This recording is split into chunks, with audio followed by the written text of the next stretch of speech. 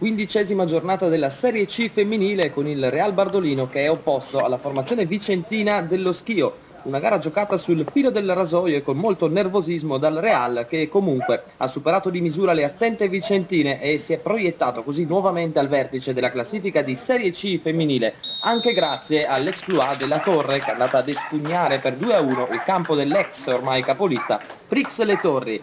Il neotecnico Grazia Trentin sceglie Sartori, Bianchini, Leonesi, Boccagni, Pompede, Bulgarini, Ecker, Campostrini, Rizzi, Mascanzoni e Dalri. Lo Schio, con l'allenatore Giorgio Sartori, risponde con Dalla Vecchia tra i pali, poi Dalla Benedetta, Marino, Meggiorin, Biondi, Busellato, Tomasi, Sambugaro, Cumerlato, Fortuna e Sandri. L'arbitro è il signor Marco della sezione di Padova. La rete decisiva è stata firmata da Divina che, come succede sempre più spesso, entra a gara in corso e toglie letteralmente le castagne dal fuoco alle proprie compagne. In ogni caso la gara odierna è da reputarsi positiva da parte del Real Bardolino. L'11 lacustre è stato letteralmente padrone del campo, senza però mai impensierire più di tanto l'estremo difensore di casa Dalla Vecchia. Istruzioni di Mr. Trentin sono sembrate abbastanza chiare. Prima capire, assimilare e far girar palla al suggello delle sue nuove disposizioni tattiche e poi la concretezza sotto rete. Ma i primi 45 minuti di gioco hanno visto questa concretezza latitare e non poco.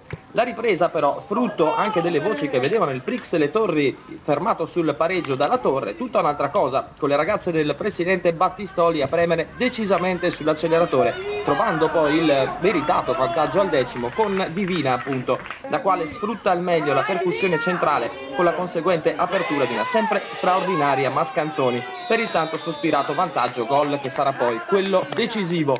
Sempre Bardolino 5 minuti più tardi, quindi al quarto d'ora, questa volta però la sfortuna ci si mette da traversa a negare il raddoppio alla compagine giallo-blu.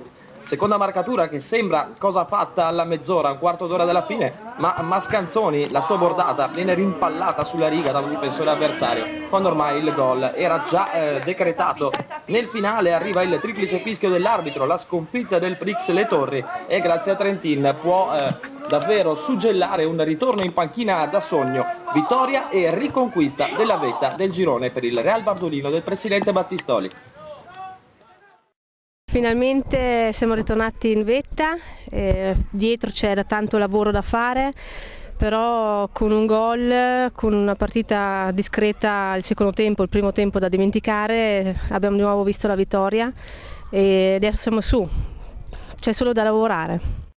La partita si sapeva sarebbe stata, come dire, una prova di forza e di coraggio, visto anche appunto questo avvicendamento tra l'ex allenatrice e la sottoscritta, e diciamo che la partita è stata caratterizzata più che altro da penso un problema a carattere psicologico, perché con le ragazze durante la settimana abbiamo lavorato benissimo e purtroppo il primo tempo abbiamo avuto difficoltà insomma ad entrare, e quindi tra il primo e il secondo tempo ho fatto dei cambi e abbiamo avuto questa svolta dove praticamente si è dimostrato che comunque la squadra c'è e abbiamo qualche difficoltà nel finalizzare e il risultato ci parla di un 1-0, in realtà poteva essere molto più copioso.